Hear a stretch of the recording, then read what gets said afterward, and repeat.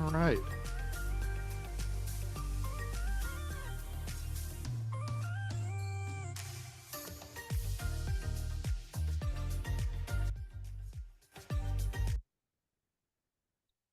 Maybe I'll shut that off for a minute. Should get started in about a minute or two. And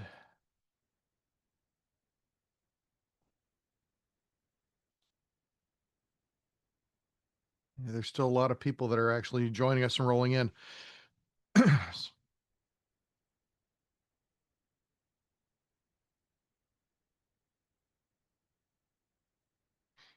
All right. They can join us while we're in progress. Let's see how that goes. So I'm glad you're all here today. For those of you who don't know me, I'm Loren Keim, your favorite commercial real estate coach, and I've been in the real estate industry for a very, very long time. Our offices are Century 21 Keim, Century 21 Country Lake, and in Delaware, I'm a broker with Century 21 Emerald. So we've got offices covering Eastern Pennsylvania, some of New Jersey, and Delaware, all of the state of Delaware. So we're always happy for your referrals as well. I'm also a national trainer for several brands. I've written commercial training programs for a lot of companies. If you take the commercial education track from Century 21, it's something I wrote. For good or bad, unfortunately, they made us remove a lot of the humor that was in that, not Century 21, the attorneys, because everybody's afraid these days of being sued. As you know, there's lots of lawsuits going on in the real estate industry. They seem to think we've all got all sorts of money to spend, so that's been an ongoing problem. And because of that, we had to be very careful, and I had to take out a lot of the humor. I am unleashed today, though, because I'm allowed to say whatever I want because the corporate is not overseeing what we do when we do these coaching calls separately. So, again, I'm Loren Keim, and I want to thank you for joining us today. Just make sure that we are recording properly. Looks like we are. Great. So, today I'd like to share 10 great campaign ideas that I hope you'll enjoy to help you finish the summer strong and ramp up into the fall market. I want you to think of it as your commercial real estate pumpkin spice latte, except instead of $6 and extra calories, you'll get strategies to bring in new business, strengthen client relationships, and boost your bottom line. Now, we're going to cover everything from creative ways to check in with past clients to smart campaigns that investors and owners actually want to hear about this time of year. And don't worry, I'm going to try and keep it light today. After all, commercial real estate is serious enough. So I want to jump in before the next school fundraiser email hits your inbox. And I do want to point out, I mentioned earlier in the chat at the very top, there's a download button. If you click on that download link, you're going to see some reports that we're going to talk about a little bit today that I hope are going to be helpful for you. So, all right, before I jump into the 10 campaigns I promised you, I want to get brutally honest about something. The real secret to success in commercial real estate isn't some magical script or hidden marketing trick. It's really this. You've got to be prospecting consistently. Now, don't roll your eyes at me. I can see Joe Bartera doing it. I know consistent prospecting sounds about as exciting as waiting at the DMV, but the truth is, if you're not out there generating leads, then you're basically a very well-dressed tourist walking around with a business card collection. So the reason we keep coming back to consistent prospecting is really simple. Real estate is a pipeline business. If you're not filling the top of the funnel with opportunities every single week, then 3 months from now, your calendar and maybe your checking account are going to look a little empty, maybe too empty for your comfort. So raise your hand if you've ever had a month where your phone was quieter than a library on a Friday night. Yeah, exactly. That's what happens when we don't keep that pipeline flowing. Prospecting today, and I know it's a dirty word sometimes, but prospecting today isn't about closing deals tomorrow. It's about planting seeds that might grow in 30 or 60 or even 180 days. Some of them sprout quickly, some take their sweet time. But if you're not planting consistently, one day you wake up and realize your pipeline looks more like a dripping faucet than a flowing river. Now, here's the kicker: balance. Long-term success doesn't come from leaning too heavily on one source. If you only buy leads, you're at the mercy of someone else's algorithm. If you only work relationships, you might starve while waiting for trust to build. And if you only cold call, well, let's just say your forehead will be bruised from banging it against your desk or the wall. Quick show of hands. Who here has ever thought, if I have to make one more cold call, I might just change careers and become a goat farmer? Okay. So we've all been there. That's why the most successful brokers draw from all three buckets: paid marketing, um, relational marketing, and shoe leather, and consistently. That balance is what keeps you steady when the market shifts. When advertising costs go up, your relationships carry you. When your network slows down, your cold calls keep you moving. So prospecting is kind of like your diet. If you eat from all the food groups, you stay healthy. If you only eat pizza, which is a problem I've got, then your pipeline might need a cholesterol medication. So the bottom line is brokers who win big are the ones who make prospecting a daily, non-negotiable habit. They keep their funnel full, they protect their long-term business, and they always have confidence that their next deal is already on its way. Just checking some of the stuff coming through to make sure I'm not missing anything. All right, good. So here's the deal, and I'm sure you've all heard me say this before. Anybody who's been to any of my training programs around the country or around the world, all lead generation falls into three buckets. We either pay for the business, and that's sometimes advertising, or we build relationships. Vanessa's on here today. She's fantastic at building relationships. Maggie is fantastic at building relationships. It's a long game. And shoe leather, or rolling up your sleeve prospecting. And kind of looking at these a little deeper, bucket one, paying for business. This is that swipe your credit card strategy. You're either buying ads, or you're buying leads, or you're paying to send out postcards, or you may even be buying a billboard that makes your headshot 40 feet tall. Hey, it can work if you're attractive. People will call. They might even recognize you in the grocery store, though you'll have to pretend you don't look that airbrushed in real life. That's paying for leads or buying business. It works. Bucket two is building relationships, and it's a long game. It's slower, but it's how you build a career instead of just chasing a commission check. You check in with people, send notes, show up at events. Basically, you're the human version of a Hallmark card. And guess what? This bucket is where your best clients almost always come from, but the process takes time. And bucket three is shoe leather, the old fashioned roll up your sleeves method, making calls while not violating all those TCPA laws that we keep getting sued for. You can't call somebody who doesn't already have a relationship with you or give you the permission to call them. But also knocking on doors, walking into businesses cold. Dwight, who's on here, has made a living going out to industrial parks and shopping centers and office buildings and going through and introducing himself and his team to the tenants in the building so that when they look to move, they have someone else that will, they have someone they can go to help them find the right location. Now, some days it feels like exercise, and other days it feels like a punishment. But here's the truth: it works faster than anything else. Plus, at least you'll get your steps in, which is more than I can say for sitting at your desk refreshing LoopNet every day. Now, we've talked about why consistency is critical, but I want to get practical for a minute. Success comes from a balanced approach, making sure you're not leaning too heavily on one bucket while ignoring others. Here's how to build balance in your business. I want you to assess your current mix, take a step back and look, where's your business actually coming from today? Is it 80% paid leads? Is it mostly referrals like many of you have? Or are you still out pounding the pavement with cold calls? Knowing that current mix helps you to see where you're over and under invested. And then I want you to set specific goals. Don't just say, I'll prospect more. You've got to set clear, measurable goals across all three buckets. For example, I'll make 10 calls a day, attend 2 networking events a month, and budget $500 for online ads. Goals create accountability. And by the way, we'll actually be talking about accountability partners in another session because I think they are critical to your success as well. And then create systems. Consistency doesn't happen by accident. You have to have systems in place. Schedule prospecting blocks on your calendar. Use a CRM to automate follows ups, which we'll be talking about on Monday for those of you joining us on Monday. And build templates for outreach. That way we don't rely on just willpower, we rely on process.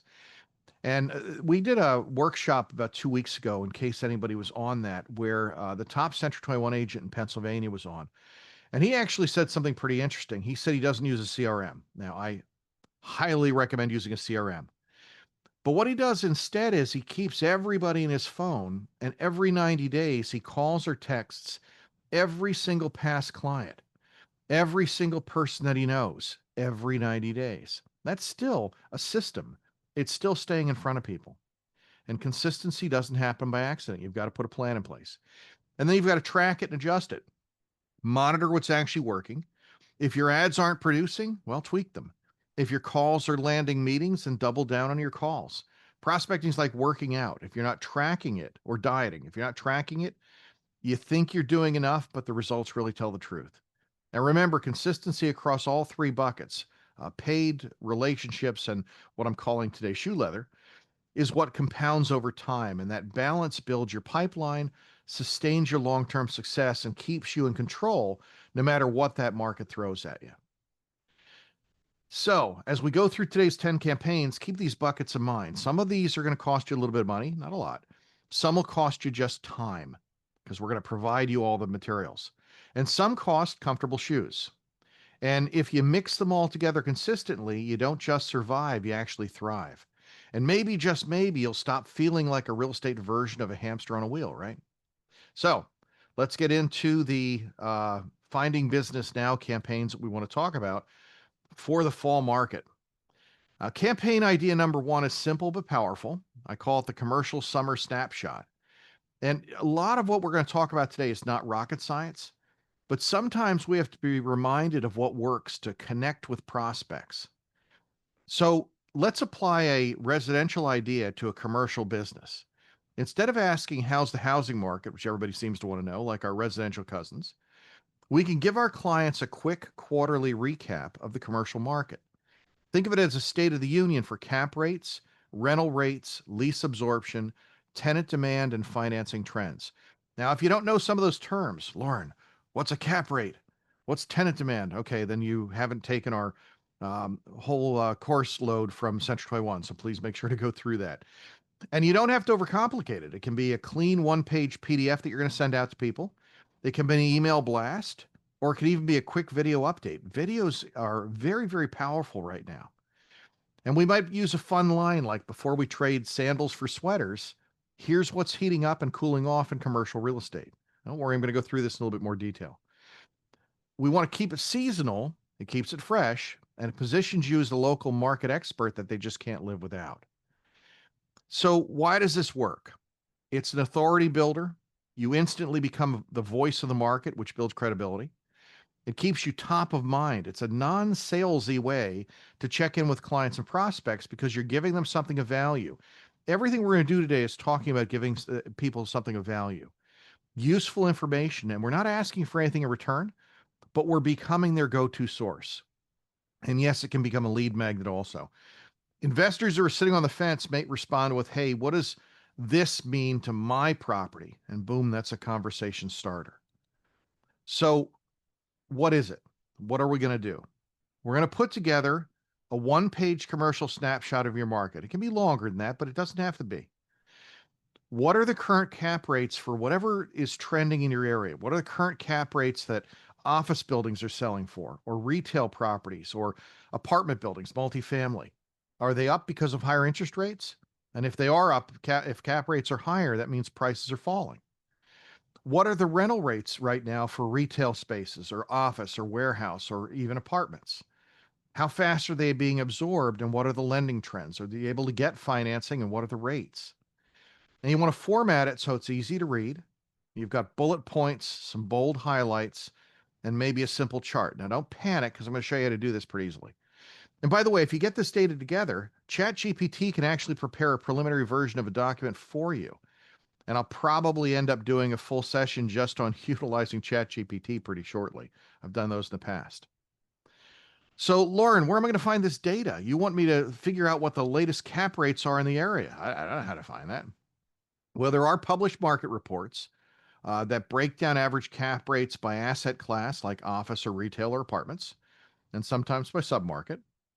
You could, if you need to, go to the MLS or public records, which is something you probably have to do some analysis or some calculations. You've got to look at the recent closed office buildings, the recent closed apartment buildings, and what the income was, the net operating income, if they have it. Divide that sales price by the NOI, and you can back into a cap rate. You can do that. Another way you can do it is if you make friends with a commercial appraiser in the area because they have to have that data. They often have the freshest, most localized data because they pull comparables daily and they have to calculate it. And many of those appraisers will share that market range with you informally if you have a relationship with them. And then you might pull industry surveys, which I'm going to show you one today. The one I'll show you is called the IRR report by Integra Realty Resource. It's free and it gives some pretty cool data. Now, for those of you, I see some of you on from Sheets. I know you've got access to CoStar. Our company at Keim and Country Lake Homes has access to CoStar. But I'll give you a couple of quick ways to do this. If you have access to CoStar or Moody's, because Moody's is going to look very similar, Moody's might be a little cheaper. You can pull up data on your market this way. So going into CoStar and clicking on markets, um, you can pull up an area. Now, in this case, I pulled up St. Louis, Missouri. I was pulling anything random, but I pulled up St. Louis, Missouri. You can pull it up on any metro area. And again, you can do the same thing with Moody's if you subscribe to that instead. Neither one of these is real cheap, though. And under St. Louis, there are all these reports that come out I think this is every month. Industrial market report, retail market report, multifamily, office, even hospitality. And we can download any of these reports and it'll tell us what's happening in that market. Now, if I'm in the Lehigh Valley market, which many of the people on here are, I would pull up the Lehigh Valley or the Allentown Metro market. For those of you in the Greenville area, I would pull up the Greenville Metro market. So this is what a report looks like. This is an example I pulled this morning from the retail market report from St. Louis. And you'd use this if most of your business happens to be in retail investments. Now, the report is about a dozen pages. Now, you can actually share this with your clients, but I don't know that CoStar gets real excited about you sending out their report. So I want to turn it into something that's yours. So again, it's about a dozen pages, but let's look at a couple of components of it. This is a page that includes the key indicators broken down. Now, if you're into retail, you've seen these before. Malls, power centers, neighborhood centers, strip centers. It shows all the different kinds, different categories of retail. Then across here, how much square footage of rentable space is there in your market, in malls and shopping centers? What's the current vacancy rate? What's the average asking rent, the market asking rent per square foot per month? Great data. How much space is available? And what's the net absorption? This is kind of an interesting number because it shows that tenants are moving out. These are negative. So they're losing retail tenants right now in St. Louis, although honestly, it's actually been a pretty strong market there. And what's under construction? So landlords really want to know vacancy rate, right? In fact, if we're dealing with either office or even multifamily, they want to know how much of the building they're going to fill. So they want to know what the vacancy rate, and you'll see what the absorption is here, what the vacancy rate is. They also want to know what market asking rent is. I was trying to put a property on the market the other day that's a restaurant, and they want to know how much that restaurant would lease for per square foot per month. And we can actually pull that from a report like this. In the bottom half, it says that asking rents have gone down by 6%. Again, something investors would like to know, right? And this page shows the most recent leases in the area. These are the big leases going on in the area. Where the activity is, we can see what centers are actually bringing in a lot of tenants. And the last slide I think I have on here from this report shows the trend for asking rent for each of the different types of retail centers. So for example, up at the top here, malls were the high one, but it looks like something else is overtaking them as an example. Now, I'm not saying you have to give them this report either. You can create something. So I'm going to go into ChatGPT. Now, this is one of the more complicated things I'm going to show you today. I'm going to go to ChatGPT and I'm going to upload that St. Louis retail market report. And I'm going to ask ChatGPT, can you please review the attached CoStar retail market report for the St. Louis metro area and summarize the information into a one-page handout on the retail trends that might be interesting to investors in retail centers? And it comes back with, and it's longer than this, but it comes back with about a page and a half market snapshot. Vacancy rate, net absorption, new deliveries, what's being leased, construction and development. It creates this for me. And it's something I can send out to clients as an email or put into a report. And at the bottom, it says key investor takeaways. Low vacancy and limited supply equals the fact that the market's stable.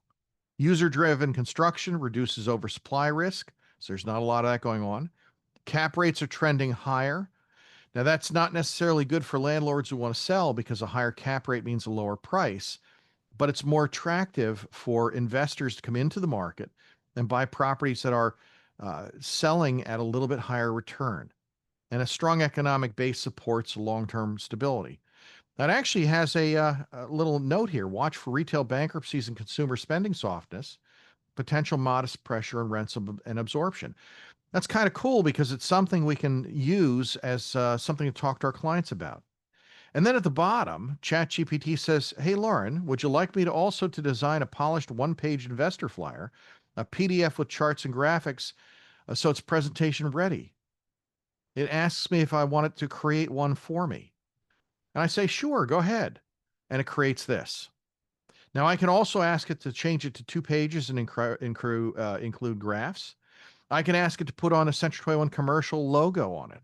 It'll create all that for me. And ChatGPT is $20 a month. So just keep that in mind. You can actually create a lot of great stuff out of this. Now, I actually thought, video works so well. So, ChatGPT, could you turn this into a 90-second Instagram video script that I might be able to share on Facebook and Instagram and TikTok? And people will actually see this and look at me as the expert. Sure. And it comes up with it. Hey, everybody, Loren Keim here with a quick update on the St. Louis retail market. If you invest in shopping centers or retail properties, you're going to want to hear this. Right now, vacancy is sitting at just 3.6%, one of the lowest levels we've seen in years, and well below the national average. Small spaces under 5,000 square feet are almost impossible to find, with just 2.2% available. Think quick service restaurants, banks, discounters. Those guys are leading the charge. Developers are responding, but here's the kicker. 90% of all retail under construction is already pre-leased. Major projects like Target, Maher, I don't know how to pronounce that, and Deerbergs are driving that growth. And let's not forget the Chesterfield Mall site is being reborn as a massive mixed-use development. That's a game changer for the region.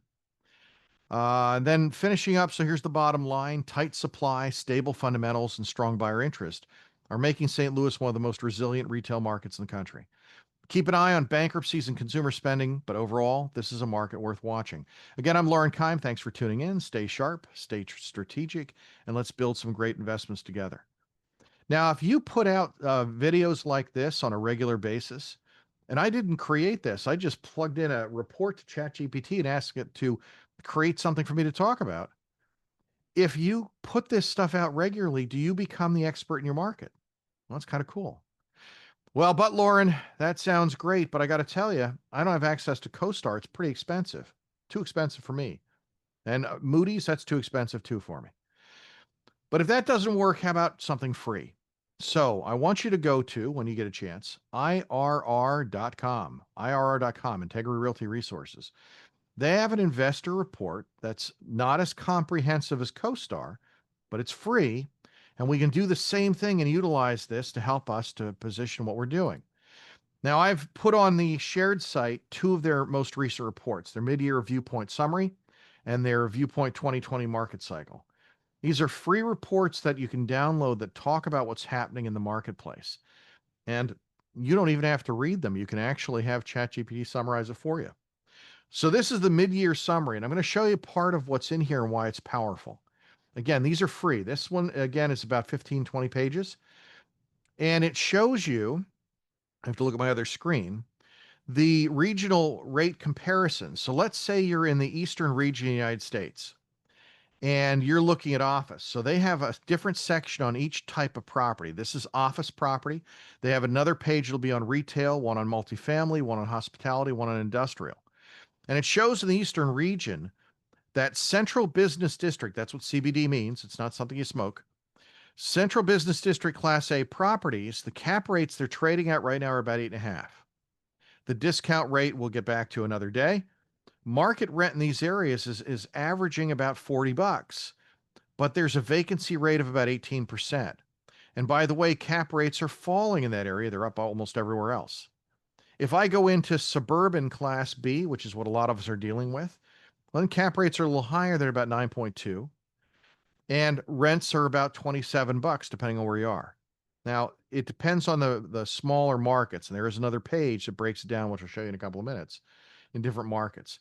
But it gives you a lot of information. It also has a really interesting trend report that you might be able to utilize to share and create videos about this and share in on social media and with your clients. This is their prediction, and this is all based on institutional investor surveys that they do constantly, where every part of the country is in the market. So, for example, Greensboro, North Carolina, where some of you are from, I noticed, they claim the office market is currently going into hypersupply, meaning it's probably going to go into recession. Tampa, Florida is at the end of hypersupply and going right into recession. New Jersey in the coastal area, I can't say if that says coastal or central, is coming out of recession. Fort Worth, Texas is in recovery, and Columbus, South Carolina is on fire. That's in expansion mode. It kind of talks about where in the cycle each area is, because areas don't necessarily follow each other, do they? And under multifamily, it shows you that these are obviously trading at much lower cap rates because there's still a lot of buyers for apartment buildings. But in the South region, as an example, new stuff is trading at 5.5% cap rate.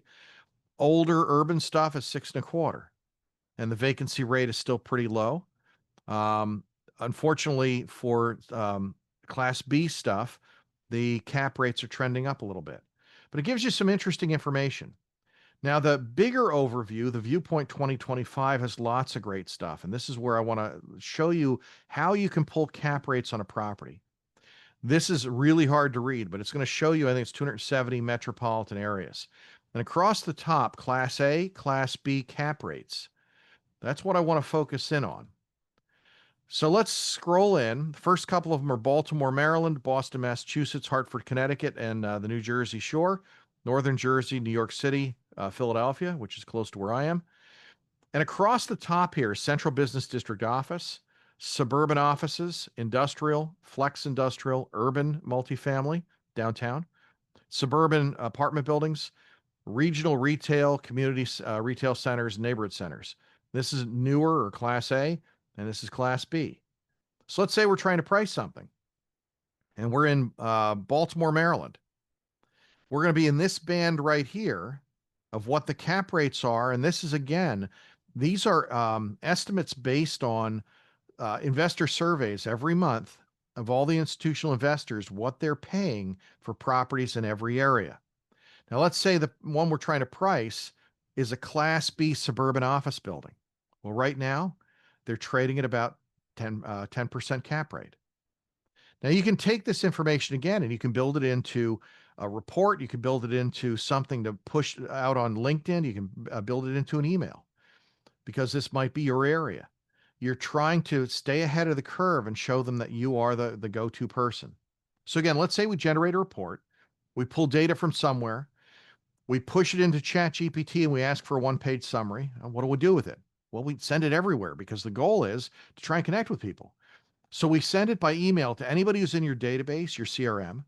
And by the way, if you want to grow your CRM, if you don't have enough people that you can send this to, if you're a member of Crexi, a pro member, which is not that expensive, then every list you have on there are people looking at every day, and you can download that list in an Excel file of everybody who's out there looking at your properties, the people who are in the marketplace. That can become part of your CRM. Again, making sure that you don't violate the CAN-SPAM Act. And if you're trying to target a particular area, a downtown location, a type of property, you're going after apartment complexes, or you're going after gas stations, or you're going after hotels. If you belong to Reonomy, and I know those of you who are on here from Sheets, and those of you who are on here from Keim and Country Lake Homes, and uh, uh, all the ones in South Carolina, because you've got a lot of different brands there, all have access to Reonomy, right? You can actually export anybody and their email address and their phone number, by the way, that is in your target audience, because it is able to track all of those. And again, following the CAN-SPAM Act, we might be able to build some of those into our database and start sending them some of this information that might be valuable to them. You can also advertise a free copy of your commercial snapshot on LinkedIn. You can even advertise it if you want to on Facebook and Instagram. Enter your past inventory investor or owner list. And again, bonus points if you record a 90-second video version of this, because videos really stick. And if I'm going to do video, I'm going to do an opening. I'm going to do some market highlights. Here's what you're seeing. Hi, I'm Loren Keim, your commercial real estate broker. And again, before you trade sandals for sweaters, I want to give you a quick update of what's heating up and cooling off in the commercial real estate market this summer. Here's what we're seeing. We'll talk about what the cap rates are, what the trends are right now, what the financing rates are. And that's the bird's eye view, the big four things every investor and property owner want to know. And just close with a call to action. So what does this mean for you? If you own commercial property, this might be the right time to review your assets value. And I'd be glad to put together a tailored analysis for you. So again, that's one, I should have done it a little quicker, but that's one campaign that again can put you in front of a lot of people, putting something together relatively quickly. Now, if you do record a video, I do recommend standing, not sitting, because it adds energy as I sit here instead of standing. And again, keep it under 90 seconds for maximum engagement. If you want to keep it light, you can open with a pair of flip-flops and in hand and swap them for a sweater as a visual gag, because we're looking at branding this for the fall market. So that's one campaign. I'll try and go through others a little more quickly. Campaign idea number 2 is one of my favorites because it's simple, personal, and effective. Instead of throwing a generic end of summer party, flip it into a small group investor roundtable.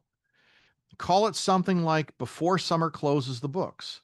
The idea is to invite a handful of your best property owners, past clients, and investors to a casual breakfast or a little happy hour. And you don't need a ballroom, you don't need a projector, you don't need a 400 deck PowerPoint slide deck like I put together all the time. Just coffee, bagels, or maybe a couple of cold drinks. The goal is to review the year-to-date commercial performance in your market. Again, you can print a couple of these reports and bring them along. You can share insights and open up a conversation. Let them talk. It feels like an appreciation event, but in reality, it's also a lead generating mastermind. You're thanking them for being part of your network, and you're planting seeds for the next deal. And they want to come back over and over again because they want to be part of this. And the truth is, commercial investors love to hear what other investors are seeing, what they're thinking. And half the magic is what happens when they start swapping stories around the table. You just happen to be the one that facilitated it, the one that made it happen. So what to do? Pick a date in early September, because I want you to set this up quick, and book a low-key venue. You can do a local cafe, a small private dining room, or you can even do your office conference space if you've got space for 10 or 15 investors. Get together a list of 10 to 15 investors, owners, past clients. Keep it small so the conversation flows. If it gets too big, it makes it harder to communicate. And then provide a simple handout or slide with 3 or 4 key statistics, like what's the year-to-date sales volume of multifamily properties in your area? Most multi-lists will spit that out for you. What's the leasing? You can pull that off CoStar, or the cap rates in the area, which you may have to put together. Maybe you want to talk about a notable transaction or two, but put that into a one-page thing to start a discussion, and then facilitate discussion with a few prompts, like I've got in the box on the right-hand side. What are you seeing in your properties this year? Any challenges? How are tenants handling costs? Where do you see opportunity in the fall or coming into the next year? And always close by thanking them for coming and offer them a free individualized market review if they like one. All powerful ways. This approach really works. It's relationship deepening. I know I just talked about the summer recap, but investors want more than a generic newsletter. They want conversations. And this makes you the connector, and you become the authority by association. When you're the host, you automatically become the market leader in the room. And it's a lead generator. Investors hearing each other talk about challenges often sparks follow-up. Hey, can you look at my property and let me know what you think? And it's a low-cost, high ROI thing. Coffee and muffins equal minimal investment. The connections equal maximum payoff. So this is a low-cost way of getting in front of people, getting them engaged, and getting them to want to come back over and over again. So how do we set this up? Again, we call our clients, we email, text, and follow up. And by the way, I strongly suggest that you always either pick up the phone and call or text them. If you've absolutely got to email, there we go. If you've absolutely got to email, a sample email might have a subject line that gets attention, like before summer closes the books, join us, investor roundtable, coffee, insights, and connections, or an exclusive invite, a commercial real estate market update and discussion. You've got to have something that's going to get them to read the rest of it. The headline is 85% of the message. And then in the body, dear Mrs. Wojciechowski, as we wrap up summer and head into the fall market, I'd like to personally invite you to a small group investor roundtable hosted by my. I don't know what that was. Sorry. Small group investor roundtable hosted by our team here at Central Oil Commercial. This isn't a seminar or sales pitch. It's an informal gathering of local investors, property owners, and some of my clients to talk about what's happening in commercial real estate or in investment real estate right now. Here's what you can expect: a quick snapshot of year-to-date market performance, what's happening in cap rates, leasing, and some of the notable transactions. Open discussion with fellow investors on what they're seeing and where opportunities might lie, and coffee, bagels, and probably at least one really bad joke from me. So close with, of course, the date, the time, and so on. And always put in that space is limited. If you'd like to join us, please RSVP by August 28th to your phone, your email. I'd love to see you there and hear your take on where the market's heading. Warm regards. And I always think it's important to add a fun postscript, like P.S. This is think of this as continuing education with caffeine. Try and engage them any way you can. You might even post on LinkedIn, like I said. Before summer closes the books, I'm hosting a small group investor roundtable in Bethlehem, Pennsylvania, to wrap up the summer and look ahead to the fall commercial market. What are we going to cover? A quick year-to-date snapshot of cap rates, leases, financing trends, an open discussion with fellow investors and property owners, and coffee and bagels and maybe a bad joke. So again, you want to get this in front of people. This group will be small, so we can actually talk and share ideas. So if you're a commercial property owner, an investor, or considering entering the market, this is your chance to connect, learn, and network. Message me if you'd like an invite. Remember, space is limited. That is our call to action. Campaign number 3. Why realtors should call old expired listings. Now, I threw this one in at the last minute, but let me share one of the smartest prospecting strategies for the fall. Calling old expired listings. Now, for those of you who are on camera, a quick show of hands. How many of you really love cold calling? Yeah, I don't see a lot of hands. Me neither. Here's the good news. Expired listings are not cold calls. These are sellers who already wanted to sell. They just got stuck. Now, think about this. A lot of properties that were on the market back in the spring or early summer quietly expired. Why? Because people went on vacation, they got busy with family, or they just hit pause. Anyone here have a little real estate vacation brain in July? Exactly. But now it's fall, and these owners are thinking, let's get this sold before the end of the year. And that is your opening. So here's why it works. These folks are motivated. They tried it once, it didn't work, and now they're more open to new ideas.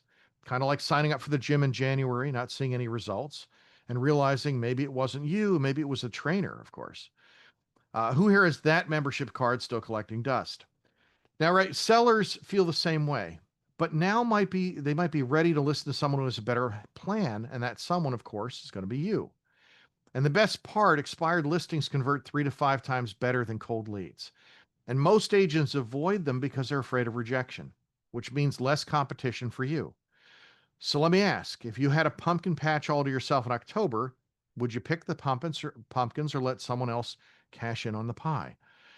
I want you to go out and actually look back and try and find these expireds. And again, most agents are scared of expireds, and they convert 3 to 5 times better. So how do you do it? We're going to go back in the MLS or even LoopNet. You're going to search listings that went off the market back in January through, let's say, June 15th. And then you have to cross-reference them to make sure they didn't come back on the market. Anything that expired in the early part of the year, spring or early summer, call those owners with empathy and a fresh strategy. and acknowledge the challenges that they've had before, and show them how it's going to be a little different this time, how you're going to actually get this sold for them. Again, a lot of people take their properties off the market at the end of the year for December and January, but a lot of people also take their properties off the market for July and August. And as they get that back to school feeling, as they get that fall feeling, they decide to go back on the market. So the bottom line is calling old expired listings is a low cost, highly effective method of going after business. And positions you to land motivated sellers right before the end of the year. And let's face it, those commissions aren't going to earn themselves. So go out and look for that list and make some calls, and hopefully we can turn some of those expireds into closings. I think that's a great plan. Campaign number 4 is about taking something residential agents do really well, the Fall Home Readiness Guide I teach separately, and adapting it for commercial property owners and investors. Instead of telling people to reverse their ceiling fans and buy pumpkin-scented candles, we position ourselves as the resource for protecting assets and maximizing year-end return on investment. So everything we're doing is trying to provide value and also trying to get people to connect with us and communicate with us.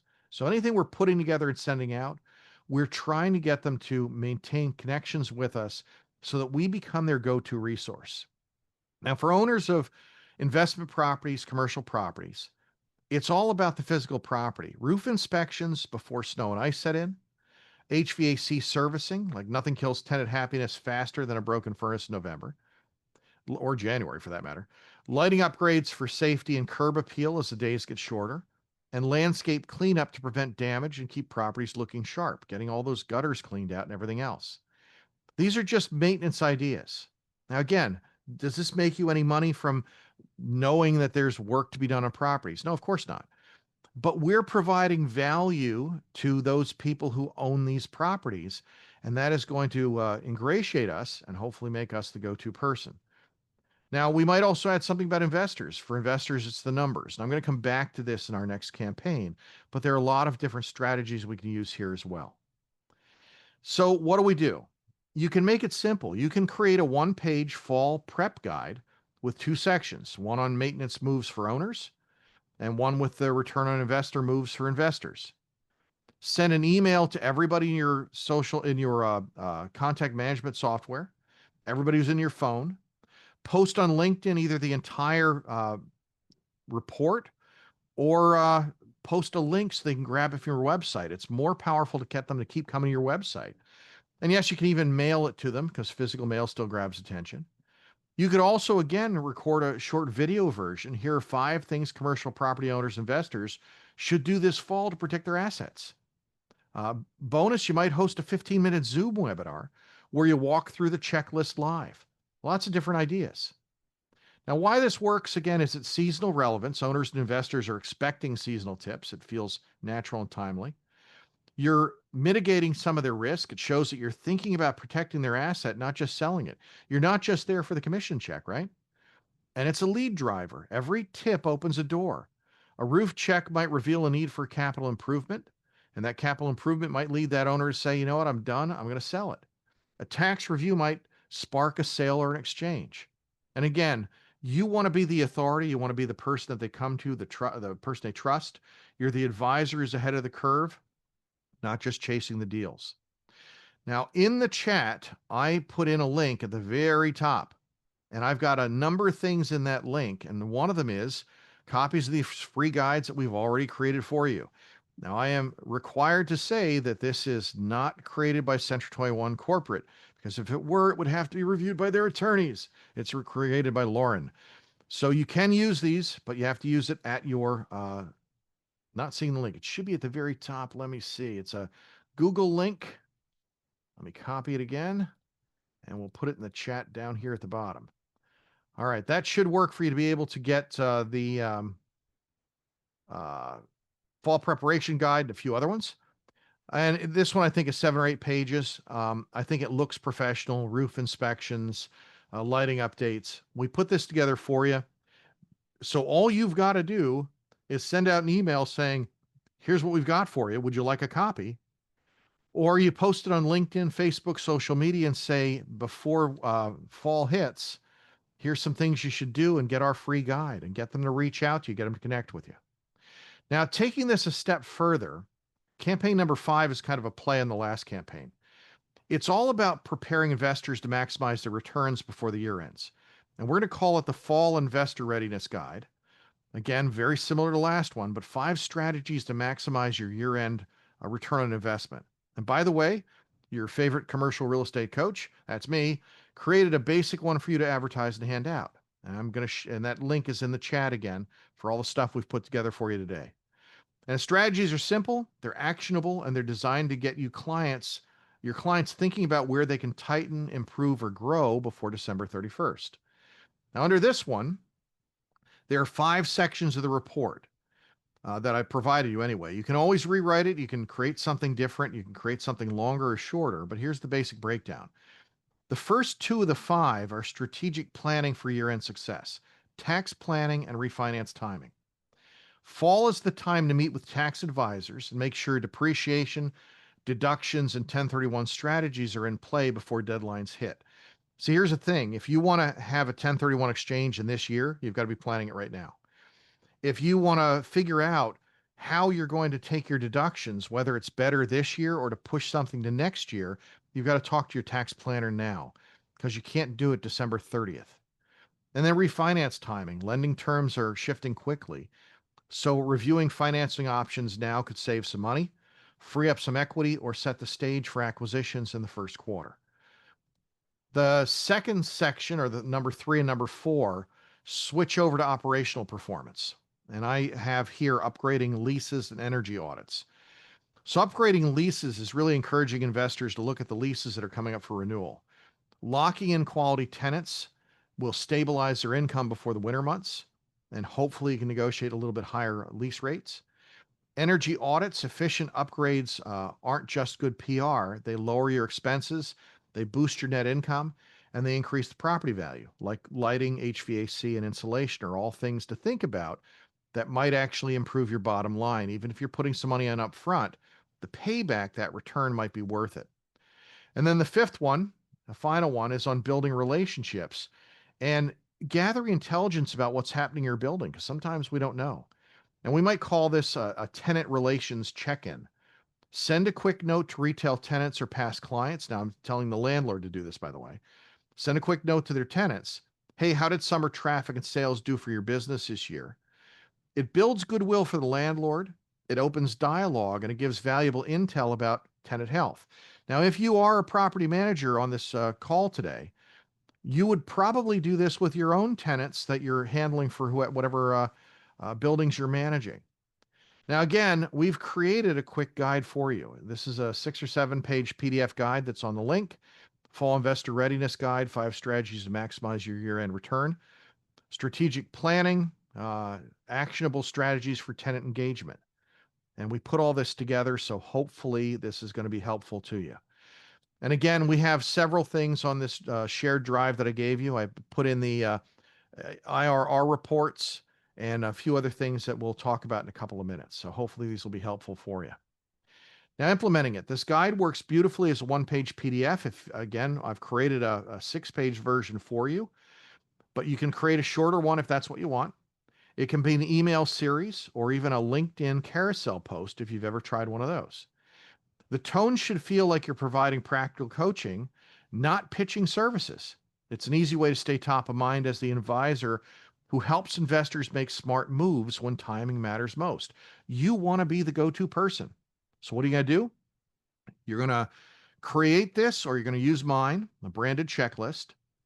You're going to send it to your investor, your owner list, and you're going to put in a subject line like 5 smart moves every investor should make before year end. You're going to share 1 tip per week on LinkedIn. You've got 5 of them leading into the holidays. You're going to add a call to action at the end. Want me to walk through these with you for your property? Let's schedule a year-end portfolio review. Why does this work? Well, it's seasonal urgency. That year-end creates a natural reason for investors to act. It, again, adds value without selling. You're educating them. You're not pushy. It builds intel. It builds goodwill. That tenant check-in shows that you or the landlord cares and gives you insight into how they're performing. and you get conversation hooks. Each tip gives you a built-in reason to follow up with the owners. So a strategy to keep in touch. Now, this might be a one you'll think is a little insane, but I have a little fun with this. I want to talk about campaign number 6. I'm going to call it Pumpkin Spice Your Building, Seasonal Upgrades for Commercial Properties. Because why should lattes have all the fun, right? So this is the only time in commercial real estate when we openly encourage you to copy Starbucks marketing strategy. Now, here's the idea. In fall, residential agents tell homeowners to bake cookies and light candles to make a property feel warm and inviting. We can apply the same principle at the commercial level. A little seasonal refresh can have a surprisingly big impact on tenant attraction, tenant satisfaction, and even renewals. So, this campaign is all about encouraging owners and investors to make small, intentional upgrades this fall that can pay off big in occupancy, renewals, and tenant strategy. Again, it's something else to provide them, to give out, to create a conversation. You can have a lot of fun with this on social media just by stating, what fall updates would you make to pumpkin spice your investment property? And see what kind of responses you get. You can do that on LinkedIn, you can do it on Facebook. So, why do seasonal upgrades matter? Now, think about this. Tenants don't just want four walls and a roof, do they? They want feelings. I know I'm not that kind of person, but they want feelings. They want warmth. They want safety. The same reason people buy pumpkin spice lattes at $7 a pop. I can't believe it. When they could just brew coffee at home for 30 cents. Perception is absolutely everything. So, why do these matter? Emotional connection. Even in commercial real estate, perception matters. A warm lobby says, we care about you. A dark, empty lobby says, come in. We're auditioning here for the next Batman reboot. Guess which one gets lease renewals? And then cross asset appeal. Retail tenants want shoppers. Multifamily tenants want a community. Office tenants want proof that somebody besides the guy microwaving fish in the break room actually cares about them. So you're building that connection. And here's the best part. These upgrades are cheap. And I don't mean Black Friday flat screen TV cheap. I mean slap a pumpkin in the lobby and instantly double the coziness index cheap. That's what I'm looking for. I'm looking to show them we care without spending a lot of money on it. So, what is our implementation strategy? Which is a fancy way of saying, what are we going to do? We're going to send owners a pumpkin spice your building tip sheet with 3 to 5 seasonal update ideas. We're going to, again, post a LinkedIn article. By the way, we can lay this out over the next 8 weeks. Different things to share with our social network, with all our investors over a period of time.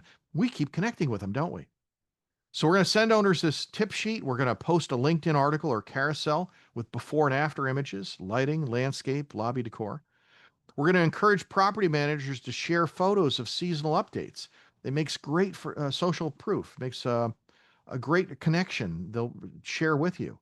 And tie everything back to your return on investment. Remind owners that tenant experience drives retention and retention drives value. That's what we're looking for. So again, in the drive, we created one for you. Good news. I've actually taken the time to create a booklet for you that you can download on why pumpkin spicing your property this fall could boost your bottom line. And let me be honest, just the name is going to get some investors to download it, right? We had a little fun with the images that we put in here, how it impacts your bottom line, quick wins you can implement this fall, upgrades to parking lot lighting, and what the bottom line impact is. And again, this is 6 or 7 pages. And hopefully it's something that you will take out there and share and utilize it to try and connect with people. That's what I really want you to do. Now, again, what are some of these key seasonal upgrades? Let me give you a quick idea of what's in the booklet or what you might put in a tip sheet. If you'd rather do a one-page version of this, because I know some of you would prefer to put something much shorter together.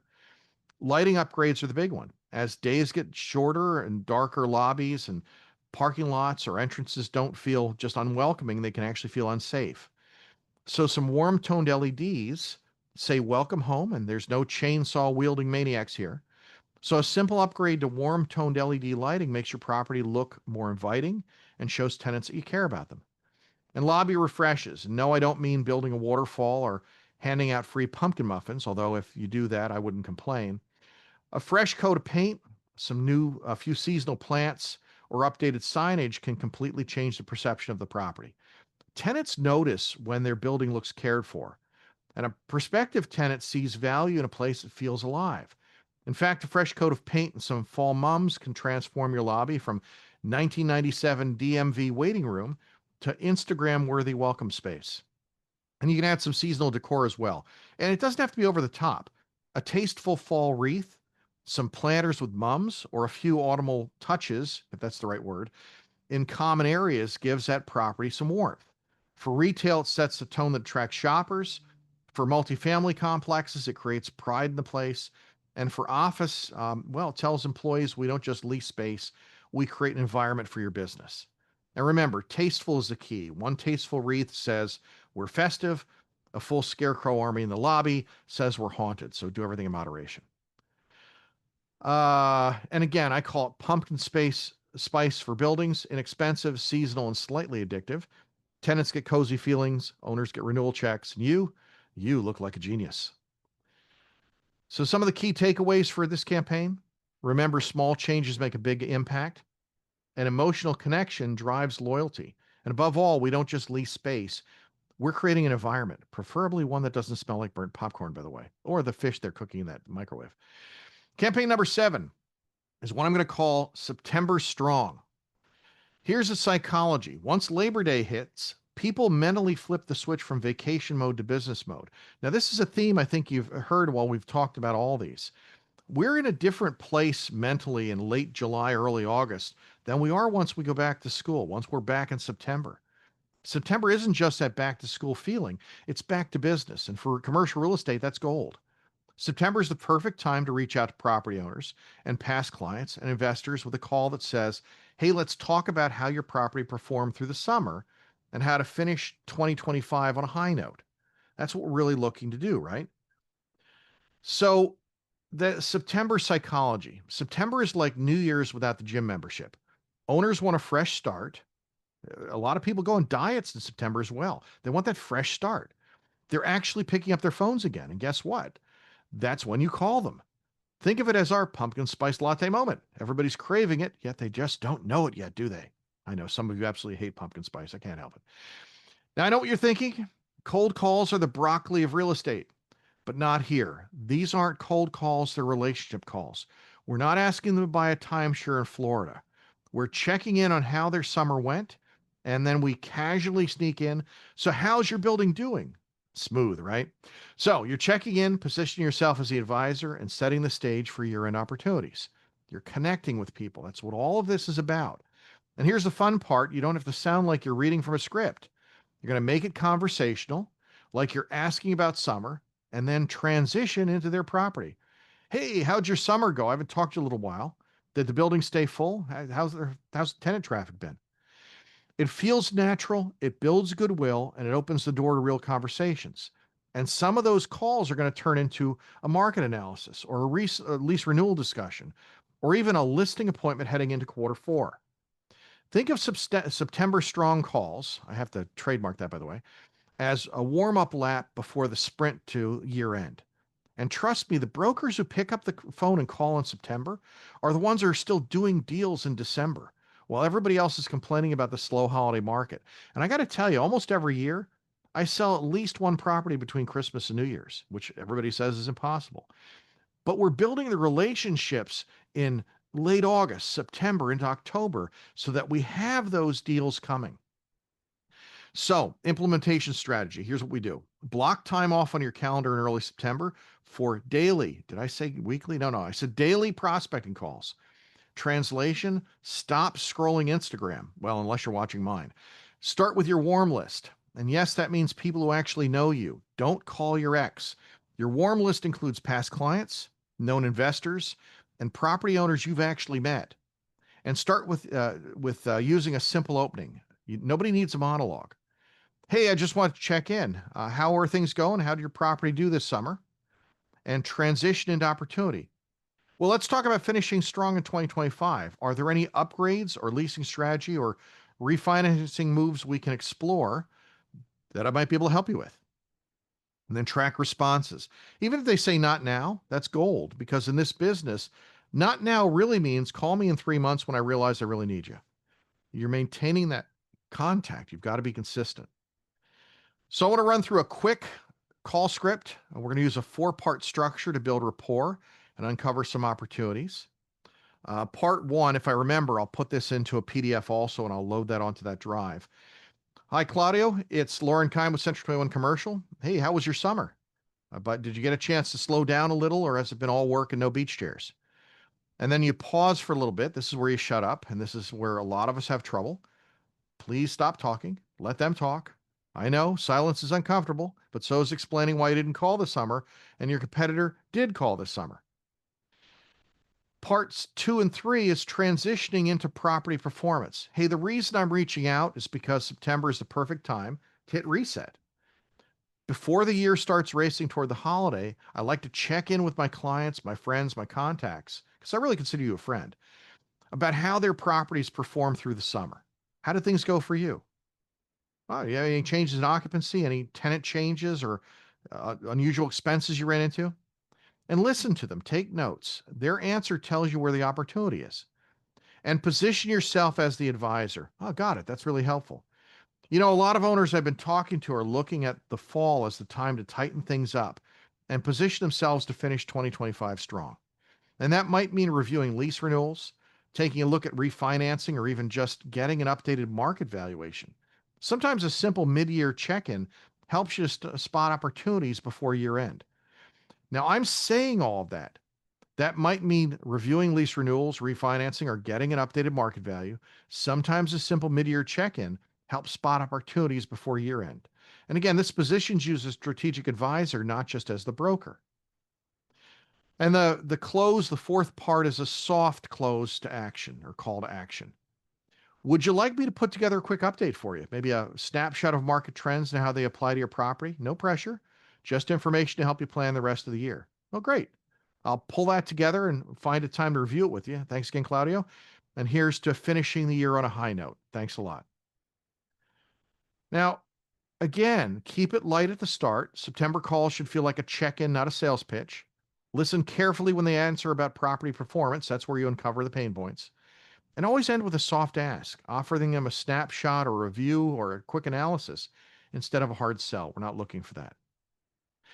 Now, because of time, I'm going to move on to campaign number 8. And this is one of the most powerful tools in the investor's playbook, the 1031 exchange. Now, when I talk about prospecting methods, we have, I think it's 67 of them we run through at prospecting methods. It's a day and a half course, but lots of different ideas on what we try and do to try and generate leads in business. But 1031 is a powerful tool that many, many investors don't completely understand and they want to talk about. And the other thing that happens is, and the reason we're talking about it in this time of the year, is that most investors wait too long. They start thinking about selling in November or December, and by then it's often too late to structure a 1031 before the year ends. By the way, if you get calls at the end of the year, you're in mid-December and somebody calls and says, I need to buy a property right now. That is sometimes because they're trying to close out something before the end of the year. And a lot of this falls back into these 1031 exchanges. So that's why fall is really the perfect time to run a 1031 exchange education push. And the message is really simple. If you're considering a sale, fall is the time to start the 1031 process before deadlines creep in. And you can deliver this several different ways. I did not create a report for you on this at the moment, but send a one-page explainer to your database breaking down the basics, what qualifies, the timelines, and the benefits. Host a short webinar or lunch and learn with a qualified intermediary or tax professional to answer some common questions. We work with a company called 1031 Corp. They are more than happy, usually, if we're doing a webinar, to get one of their people on with us and let them go through it. You're still the one facilitating it. You're still the one who's making it happen, but they're actually doing the education so that you're not making any mistakes. You've got a qualified person helping you to do that.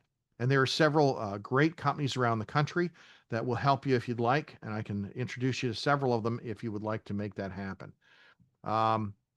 So again, host a short webinar or a lunch and learn, and again, get somebody to help you with that. Create a video tip series on LinkedIn or YouTube. You can put that together, or TikTok for that matter, or Instagram. 3 things you need to know about 1031 exchanges this fall is a great headline. And the tone should be urgent but friendly. You're not trying to scare them. You're reminding them, and position it as if it's a seasonal PSA. Don't wait until it's too late to save on taxes. And here's the real win. Even if someone isn't ready this year, They're going to remember you as the broker who understands and explains 1031s in plain English. And that makes you the go-to person when they're actually ready. So what are we going to do? We're going to draft a simple branded 1031 exchange guide. And by the way, if you work with an exchange agent, they probably have one that they can give you, and you can probably plug your Central 21 Commercial logo right in the bottom. Just have the basics and the key deadlines. Email it to your investor and owner list with a subject line, thinking about selling. Start your 1031 now. Don't wait until December. That's something that'll get them to open it. And then again, partner with a 1031 intermediary to co-host an event or a webinar. Share short LinkedIn posts or video clips educating investors on deadlines and benefits. And this really works. It's seasonal urgency. Investors know year-end matters for taxes. You're reminding them of the timing. You're a differentiator.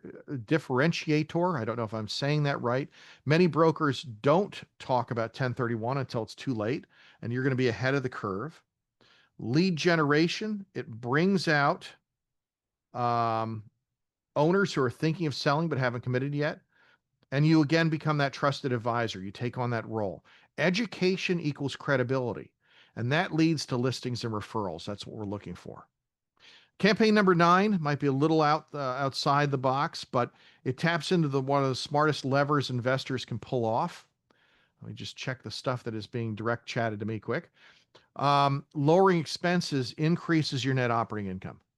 And what better time to talk about it than fall, right before heating bills start climbing? Now, we're going to call this Energy Efficiency and Cost Saving Series, because instead of doing a report, I did not do a report this time, I did emails for you. Here's the pitch. Small upgrades today can mean big savings tomorrow, and not just for tenants, but for the owner's bottom line. Investors love this campaign because it connects operating costs directly to property value. Remember that you're trying to be the source of information for your clients. So you can frame it like this. I've got 4 of them on the screen. Heating efficiency, LED lighting, smart thermostats, and insulation. So heating efficiency, encourage owners to service their boilers or furnaces, HVAC systems before winter. A small fall tune-up can prevent costly mid-season breakdowns. LED lightings, if you replace the old bulbs you still have with LEDs, it lowers your utility costs immediately. It improves safety. You've got better visibility. And if you do it outside, it boosts your curb appeal. Smart thermostats and controls, installing those in office or multifamily or building automation systems reduces wasted energy and adds a more modern amenity feel. And an insulation or weatherproofing, simple fixes like sealing gaps and adding insulation or checking windows reduces heating loss and tenant complaints. Now, what I want to do instead of sending out a report this time is send out a series of emails that they might actually read. We can also turn this into a series of posts on Facebook and a series of posts on LinkedIn. But you can create a 3-part email or 4-part email, I think it actually should be, series called Fall Energy Moves That Pay for Themselves. And every touch point gives one practical tip with a reminder every dollar you save in expenses increases your net operating income and therefore increases your building's value. And if you want to know what your property's worth, make sure to reach out to me. Don't underestimate the marketing angle of this. Tenants love properties that are efficient and sustainable. I'm always surprised how much more a tenant will pay to be in a building that they can brag about the fact that it's got green energy or that it's a silver LEED certified building or something else. I'm honestly shocked by that. I always think that people are going to go for the lowest cost, but they don't. It makes them feel like the landlord's more progressive and responsible, and that's a competitive advantage in renewals. So email number 1, heating and HVAC readiness. Now I have something that makes them open the email though. So don't let winter sneak up on your HVAC might be a headline. A small tune-up equals big savings this winter might be a headline. And again, we might say, dear Mr. Wojciechowski, before the cold weather settles in, now's the time to check your building's heating systems. A quick HVAC tune-up this fall can prevent costly mid-season breakdowns. Keep tenants comfortable, and happy tenants equal renewals. Lower your utility bills with improved efficiency, and every dollar you save. Yes, I can send out a PDF for those of you who are direct messaging me. Lower utility bills with improved efficiency, and every dollar you save on expenses increases your net income. and therefore your property's value. And if you like a full checklist of HVAC best practices, let me know and I'll be happy to send it over. Again, start a communication. We might do a second email, which might be lighting and safety options. And our headline might be better lighting equals lower costs and safer properties, or an easy fall upgrade that pays for itself. And we might say something like Dear Elvis or Dear Mr. Presley, whichever you prefer. As the days get shorter, exterior lighting becomes more important for safety, for curb appeal, and for tenant satisfaction. So again, you can switch to cut utility bills by 70% by switching LEDs and so on and so forth. And then we might have a third email in the series that might be smart controls, 3 smart fall moves that boost NOI, or finish the year strong with these energy upgrades. Again, and I've got these, I'll put these into a PDF as well, so you can use these as an email series. But again, something to stay in contact them with. Campaign 10 we're up to is one of the easiest and most effective ways to start meaningful conversations with property owners and investors. A fall valuation check. Now before, let me just double check because a lot of people are instant messaging me. Okay. So before the what we might call it is before the leaves drop, let's review if your building's value is up or down this year. It's simple, but it works because owners are always curious about value. Even if they're not thinking about selling, they want to know how their asset stacks up. And fall gives us that perfect seasonal tie-in. While people are watching the leaves changing, we're giving them a chance to see how their property has changed in value. So what do we do? Here's how it plays. We reach out to owners and we offer a complimentary broker opinion of value, or BOV. We position it as an annual financial health check, not a listing pitch, and using a conversational hook. Leaves are falling, but is your property's value rising? Then provide a short, easy to read report with comps, cap rate trends, and NOI benchmarks. Comps in the area, what's sold? And here's the kicker. Once you hand them that broker opinion of value, you've created a natural follow-up. Now you know where the building stands. What's your plan for 2026? Again, trying to reach out to people and try and get them early in the cycle. So what are we going to do? We're going to send out an email blast to everybody we know with the subject line before the leaves drop. Let's check your building's value. And again, build up that database you've got. Pull those leads from Crexi, all those people who are looking at your listings. Go into Reonomy and look for properties that are targeted with whatever your target audience is, whether you're going after office buildings or apartment buildings or gas stations, whatever it is. And call the top owners in your database yourself and offer a free broker opinion of value framed as a fall financial checkup. And then you're going to prepare a branded, easy to digest valuation report with some charts, some comps, and some trend notes. You're going to also probably share some lighthearted social media posts. Hey, pumpkins aren't the only thing changing this fall. Is your property value up or down? DM me to find out. Some owners will say thanks and tuck it away, but others will see it as an opportunity to refinance, to reposition, or maybe to sell the property. And either way, you're the one who sparked that conversation, and that's how deals are ultimately born. And I can tell you, some of the people I've done these for never sold, but referred me so much business over the years. So it's something to keep in mind. And it works because owners want to know what their property is worth, owner curiosity, even if they're not thinking about selling. You're building a seasonal hook. That fall theme gives urgency and makes it feel less like a sales pitch. You're building a pipeline. These broker opinion of value often lead to listings in the future. And again, it positions you as the expert. You're the one providing insight, not waiting for them to ask. Oh, and by the way, I should also mention these broker opinions of value often lead listings to refinance discussions. If you're interested, we do actually offer now the ability to get licensed as a mortgage agent and to do commercial loans. So if it is something that's not through Century 21, it's actually through a different company. But we can actually get you certified to do commercial loans, get you up and running to where you actually might get a fee for it. So if somebody is not looking at selling now, but might want to get into refinancing, you might have the opportunity to make some money from that. So DM me or send me an email if you have interest in that. Now, an email template might look like this. Before the leaves drop, check your building's value. Is your property worth more or less this fall? And fall market snapshot, free property valuation. And we might say something like, Dear Mrs. Wichikowski, as the market shifts and 2025 heads into the final stretch, now is the perfect time to review where your property stands. I'm offering a complimentary broker opinion of value this fall, a seasonal financial checkup to see if your building's value is trending up, down, or holding steady. And this is not a listing pitch. It's simply a way to benchmark your property, review current trends, and identify opportunity. P.S. Pumpkins aren't the only things changing this fall. Your property value might be too. Again, our goal is to connect with these people and stay in front of them. So when they list that $10 million building, they think of us first. LinkedIn post we can do before the leaves drop. Let's check your property's value, and we can put together something simple.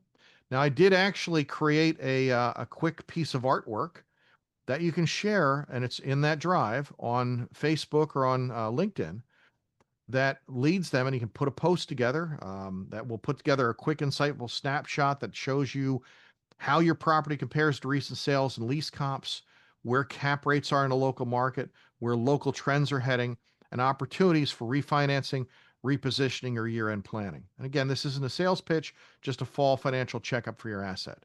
So this graphic, you might want to throw a central cone symbol on. I did not, to put that out there and get it to people. Now, one last one I'm going to throw in, a bonus one, because I wanted to hit this. I know I said it's number 10 that we were doing, but I'm going to add a twist to a quarterly CRE investor newsletter. Now, before your eyes start rolling, I don't know if Joe's still on here. Nobody wants another boring newsletter, is what too many people say. Hear me out for a minute. This isn't about long essays or endless charts. It's about creating something seasonal, punchy, fall CRE Insights edition that investors are actually going to open, read, and maybe even look forward to. That's the idea. So here's our formula. We want to put in local transaction comps. What are the big sales? Financing trends and predictions for the fourth quarter. This is where people actually read it. So on the sales, share a few notable sales from or leases from quarter 2 and 3. Now keep it short. Property type, size, sales price, and cap rate if they're available, because investors love to see real deals to benchmark their own assets. And one of the things you can find on, actually, I might have it on the next page. I'll get back to that in a minute. Financing trends. What are the rates today? Are lenders loosening up or tightening? Are there any creative structures you've seen? Investors are starving for insight there. And then predictions for the next quarter. Give them your take on what to expect heading into the year end. What we expect from leasing, and you don't have to be right, by the way. What we expect from buyer demand, from cap rate movement, or even lending appetite, and frame it as guidance, not gospel. And sprinkle in a little humor so it doesn't feel like homework. So, for example, unlike Halloween candy, CRE returns don't expire on November 1st. And make it easy to scan with bullet points and bold highlights, and add maybe one short article or spotlight section if you want. Maybe this quarter's investor tip or what smart owners are doing today. The big win is positioning. By sending this out quarterly, you cement yourself as the trusted voice in that local CRE market. So again, instead of chasing clients, you're the one they're turning to for insights, and over time, it's what keeps your phone ringing. This is what I was looking for. Okay, so we want to create a branded 2 to 3 page PDF called Fall CRE Insights. And I'm going to put 3 main sections in here. Let me see if I take this away. I do. Good. 3 main sections here. I'm going to go back and forth with this. Recent deals, financing trends, and market outlook. And again, these recent deals, this is what I was actually looking for. Let me back up. This is from CoStar. Now, some markets actually have it with pictures still in CoStar. So if I pull up, I think I pulled up Indianapolis, and it actually had a photo of each of the main significant sales. But the great thing is, here's a $31 million sale. This is in Greenville, South Carolina, MSA. $31.25 million sale priced at $336 a square foot, then a $13.9 million sale. These are all in the last 12 months. Do you think investors would be really interested to hear what the giant sales in the area are? Because they really are. They like to see this. That makes them interested in what you're sending them. Now, if you can't pull CoStar or Moody's because you don't have access to it, and again, by the way, those of you in the offices that I have a relationship with or I own, I can pull these. But if you're going to be, if you can't get these, you can, of course, go to the MLS and see what's in the MLS if there is something big. If it's not, then you're going to have to go to tax records and see what the largest sales in the area were. but try and put something together that catches attention. And again, I would always add a seasonal humor hook, like a Halloween or Thanksgiving or whatever, and keep it light. And then I do put down here at the bottom, distribute strategically. But what I'm really looking for is that you get it everywhere. Send it out via email to your investor list, send it to everybody in your Correctly list, post it on LinkedIn, and hand it out at roundtables or client meetings. And here's a key that brings people back to your site over and over again. Archive your past editions on your website. Yeah, I know you're just doing the first one, but it builds credibility over the long term, and it also helps with your search engine optimization, where people will come back to you over and over again. So archive these as well. Why it works, again, it's an authority play because you're the consistent market voice. It's investor candy. Comps and financing insights are what they want. It's sticky marketing. When you send it quarterly, it builds up an expectation, and it also hopefully brings them back to your website, and it adds personality. Humor keeps it from being another dry market report. It's really important. And of course, like I said, you can do this seasonally. A fall edition might be called Fall CRE Insights, Harvesting Opportunities. That's what I labeled it here. The winter edition might be the Winter Market Forecast, Beyond the Freeze. Yeah, my winter humor is, while the weather outside is frightful, these investment opportunities are delightful. The idea is to try and keep it light if you can as well. So, finishing up, what's your path forward? As we look at your path forward, it's time to turn today's ideas into action. So, I want to start by creating your first fall CRE Insights newsletter template. Pull together your recent transaction data and financing trends, give your audience real value, and use that data to shape your fourth quarter market predictions, and lock in who you're going to send this to. Get it out in front of everybody possible. And remember, if you need help, I'm always in your corner. I'm cheering you on, sharing strategies, and once in a while I'll sneak in a bad joke or two. I know I do get overwhelmed sometimes. But after all, you didn't just come for marketing insights, you came for your favorite commercial real estate coach. Now, the big picture. I want to leave you with this thought. Campaigns, we went through a bunch of different ideas today, are not just busy work. They're systems and strategies that keep us on top of mind. They open doors to new conversations, and they create real opportunities in commercial real estate. And the reason we talk about campaigns like these, from market recaps to investor guides to seasonal touches, is because they help us do four things. All of these add value to our clients and our prospects. They position us as the trusted advisors, not just deal makers, and build relationships. That's our key to long-term longevity in this business, and keep momentum so that our pipeline never runs dry no matter what the season is. You'd be shocked where business comes from. I told a story recently about how we were trying to put up on the market a property that was really slums. They were multi-unit that was in horrible shape, that people were living in, on mattresses and stuff. It was bad. But one of the tenants was related to one of the wealthiest families in the United States, oddly enough. And through that tenant that was living in squalor, we actually picked up a huge volume of business from a family we never would have connected with without actually being in front of somebody. So you'll be surprised where business comes from. I know what you're thinking, Loren. I don't have time to lay out a timeline, and you put that on the screen. I can't believe this. I'm already running on coffee fumes. You've been talking too long, and I'm surviving on network lunches. That's the only thing I can afford. But here's the truth. If you don't create a timeline, the year will run out on you instead of the other way around. Think of this on the screen like a GPS for your business. Without it, you're just driving in circles, waving at the same Starbucks 3 times. By laying out when each campaign launches, you're not just organized, you're buying yourself peace of mind. And yes, you do have time. If you can scroll Instagram for 10 minutes, and some of you scroll for 2 hours, I know that, you can schedule your fall investor readiness guide. I prepared it for you. You just have to run stuff. Trust me, your future self is going to thank you, probably with more closings and a slightly fancier coffee. That's what I'm thinking. And here's what I see for you. I would love, between now and the end of the year, you to start up at least 10 new conversations. And if you implement many of these different programs, campaigns, you don't have to do all of them, but if you implement many of them, you're going to do more than 10 conversations. You should be getting 10 from each campaign. I want to shoot for a 25% email open rate, which is why we have a lot of fun with those headlines. We try and make sure that people are actually opening the emails. I want, between now and then, from these campaigns, you to generate at least 5 new valuation requests, 5 new meetings with clients to tell them what their property is worth. And that should lead to 2.5 or 3 listings that you wouldn't have gotten otherwise. But that's this quarter coming up. Keep in mind, as we get into the next year and the year after that, some of these people are going to come back to you over and over again. They're going to refer you business. And that's what we're looking for.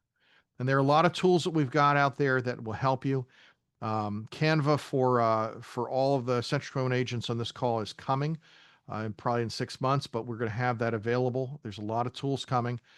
For email marketing, you might use MailChimp or Constant Contact. We've got MoxieWorks. On Monday, we're going to be talking about Follow Up Boss with Pat Finnegan and templates for consistent branding. Lots of different ideas for how we can post to social media and how we can analyze. By the way, I'm out of space for friends on Facebook, but if you have not seen my Facebook page, you can follow it at least. Look for me as Loren Keim, Loren. Last couple things to leave you with. Last 2 things. If you have not signed up yet, I notice people are writing stuff, so I want to see if there's anything I need to respond to quick while I are here. All right, cool. So Exchange 21, for those of you who are going, I know a number of people are. I will be there. I'll be talking about commercial real estate. Pat will be there. He'll be talking about commercial real estate. But there's going to be a lot of people there talking about residential. The president of Central 20 will be there. It is coming up September 28th to the 30th. And I've got to tell you something. It is only $249 to sign up to go. And the hotel rooms on the beach in Myrtle Beach in September are only $162. So if you stay there 2 or 3 nights, you're spending maybe $450 on a room. You're spending $250 to show up. And you can probably get a plane ticket to Myrtle Beach from one of the secondary airports for $200. You're spending under $1,000 to get to an incredible event. I encourage all of you to go. There are still opportunities to make that. And I know I typically don't do sessions back to back, but Monday, we've got Pat coming in who is going to talk extensively about follow-up systems and how he has married Follow-Up Boss with MoxieWorks and some of the other things he's doing to try and build his team for commercial success. We've got some great stuff to go through. We also have a senior executive from Century 21, Randy Workman, who's going to be talking about how someone turned a phone call into a very expensive multi-million-dollar listing in 12 hours and how you can make that happen for yourselves as well. And we might have somebody else who's going to join us to talk about some cool things about how you can follow up. Because realistically, what we're trying to do is figure out how to move those people that we communicate with from strangers to visitors to leads to customers to advocates of our business. And when we follow some of the campaigns I outlined today, some of the things that we're sharing with people, they will become advocates of your business. And you're going to find people will tell everybody else, you cannot call somebody else to sell your commercial property. You've got to call Dwana or Vanessa or Maggie, some of the people who are on the call today, because they are the best and they're just who you have to talk to. That's who you've got to actually communicate with. So as we wrap up, remember this: commercial real estate success isn't about doing everything at once. It's about doing the right things consistently. These campaigns that I laid out today are really like a playbook.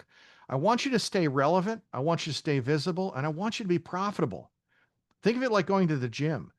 You don't get results from buying a membership. You get results from actually showing up. And it's the same in commercial real estate. Put some of these campaigns in motion and watch that momentum build, and it will. I can tell you that. So here's to finishing 2025 strong and stepping into 2026 like the market's most valuable player. And if you ever need a little extra push, a strategy chip, or a really bad real estate joke, you know where to find me. I'm in your corner. I'm your favorite commercial real estate coach. And I look forward to hopefully seeing as many of you as possible on the call on Monday, because again, I think following this, we need to talk about how to follow up, how to build something new. And I want to thank all of you for joining us today. I will hang around for 5 minutes after this. If anybody's got any questions, I might be able to answer. And it is, you can open your microphone if you want to answer anything else or ask anything else. Thanks again for joining us.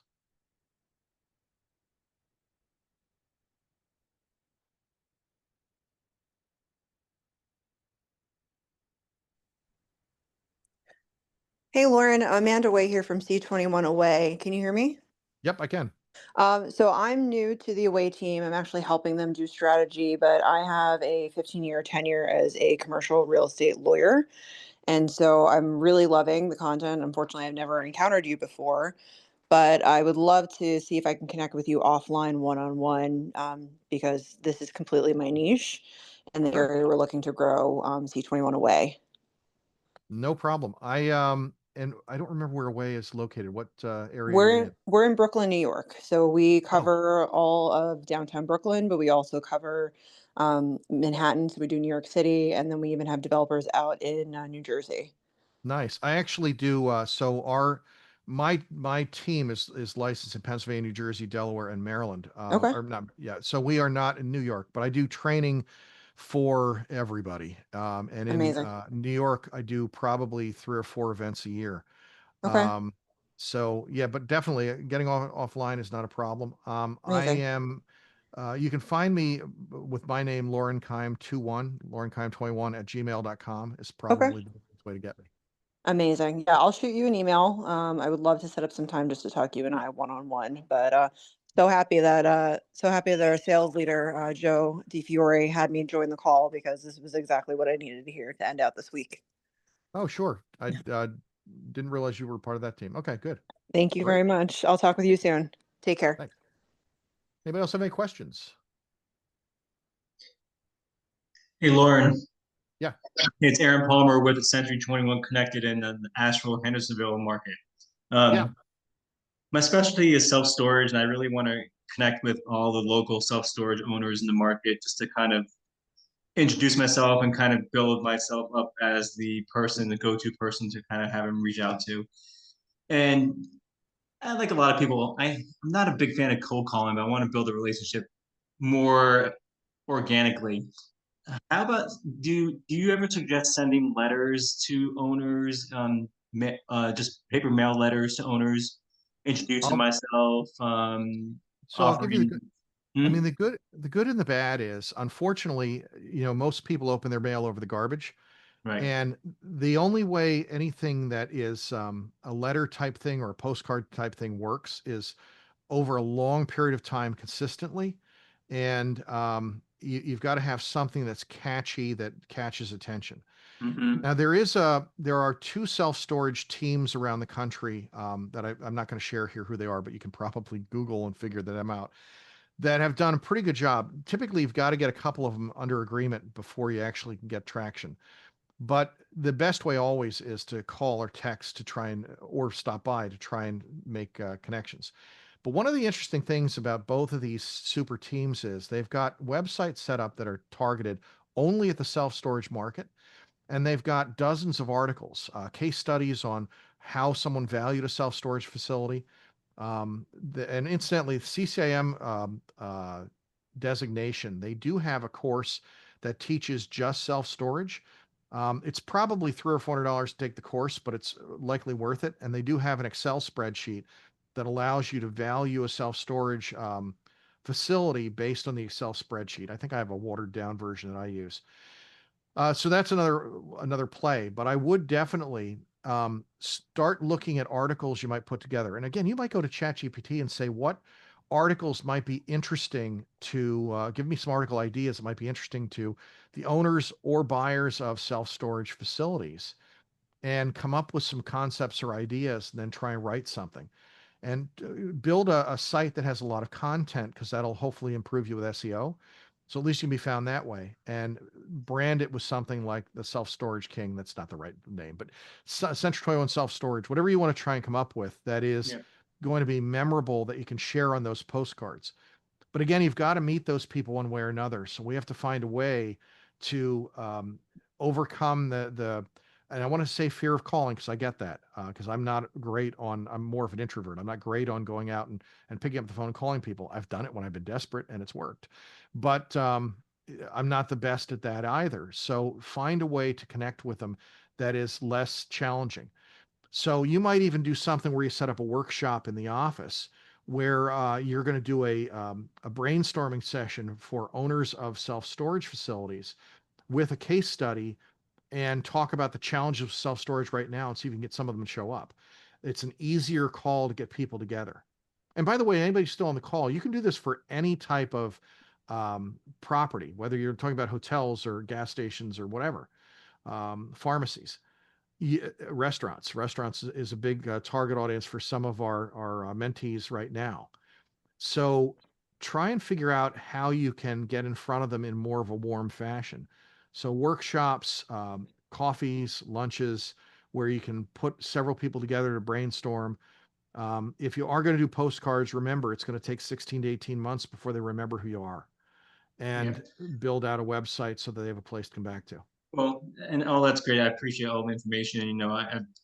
Past 7 years, I worked as an acquisitions guy for a self-storage group. I did over 60 storage transactions. So I probably should just leverage my experience. That probably help a lot Oh too. yeah, absolutely. And you can turn some of those into case studies because people love case studies. Hmm. And then if you're going to send out a series of emails, now one thing I would suggest, and this works again for everybody. So let's say that you are targeting self-storage in your area.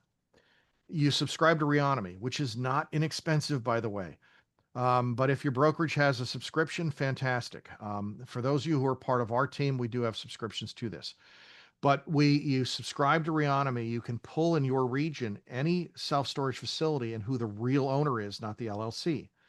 And you can pull their contact information. Now, again, you have to be very careful because we can't violate TCPA laws. We can't violate the Can't Spam Act. But if we can find a way to reach out to them effectively and send them a copy of a case study on a recent sale, or it doesn't even have to be that recent, on a self-storage facility, you don't even have to label the address. You can show numbers without showing the address to show how it worked. They're going to read that and have hooks in it to bring them back to your website at least to start looking at you as the expert.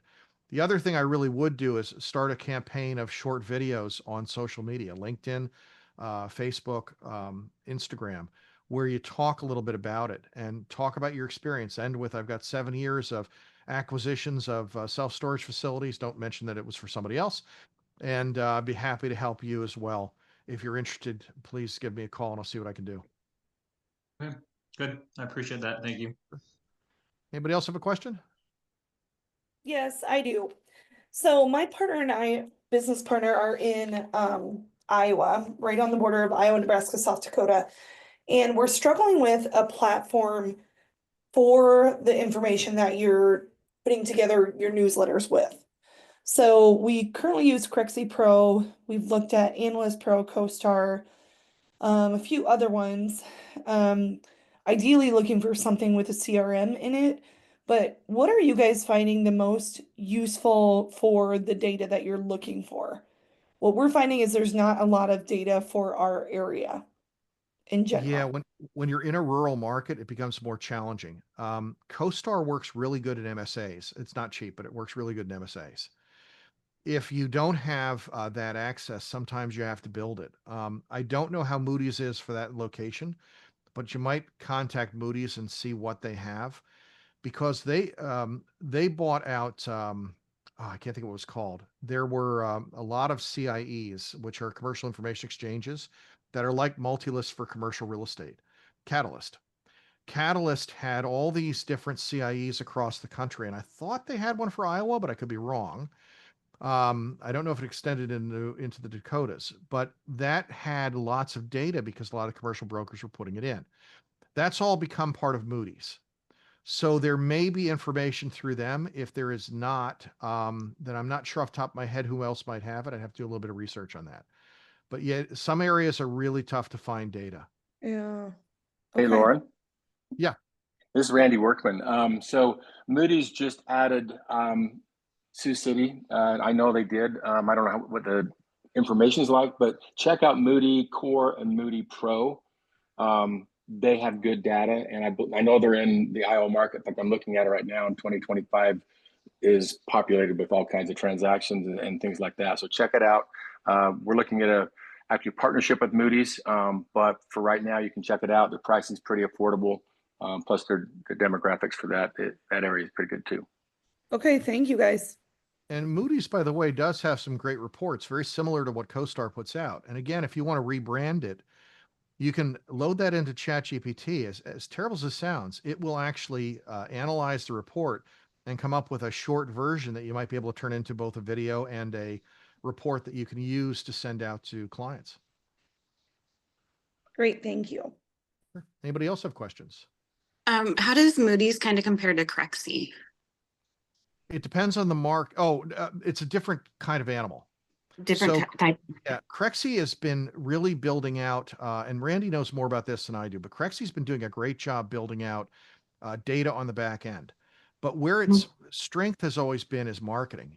It gets you in front of a lot of clients because it doesn't have the firewalls that LoopNet and CoStar do.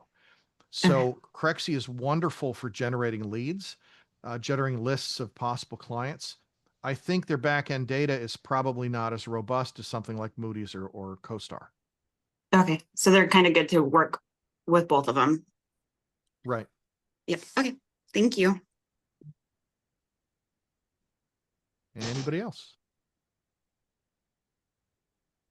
Randy, anything you need to add? No, I just jumped on about 20 minutes ago. What I heard was great.